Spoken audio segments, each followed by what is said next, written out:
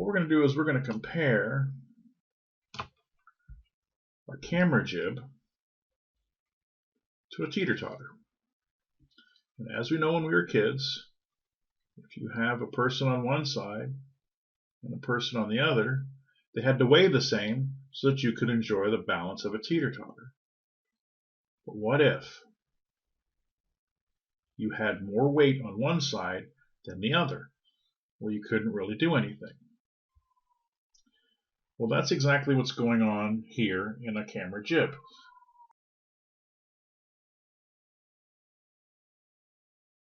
In a camera jib, we're going to show you how more weight on one side will actually balance less weight on another. So let's review our formula real quick. So the weight of 1 times the distance of 1 equals the weight of 2 times the distance of 2. So what do we know? We know the weight of 1 we're going to call our camera. That's 100 pounds. We know the distance 1 is 10 feet. And that equals the weight of 2, which is our counterweight, which we don't know, times distance 2, which is 5 feet. So first we want to get weight 2 by itself so we know exactly what it is. So let's divide each side by 5 feet. Now remember, it's important to carry the 5 feet. So we know that feet can cancel.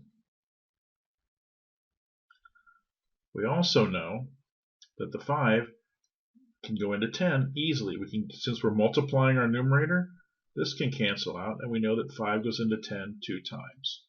So therefore, 100 pounds times 2 equals weight number 2. And this is simple math. So 200 pounds is our counterweight. And that is how we balance our camera. We know that a 100-foot camera at 10 feet is equivalent to 200 pounds at 5 feet to create balance in this situation.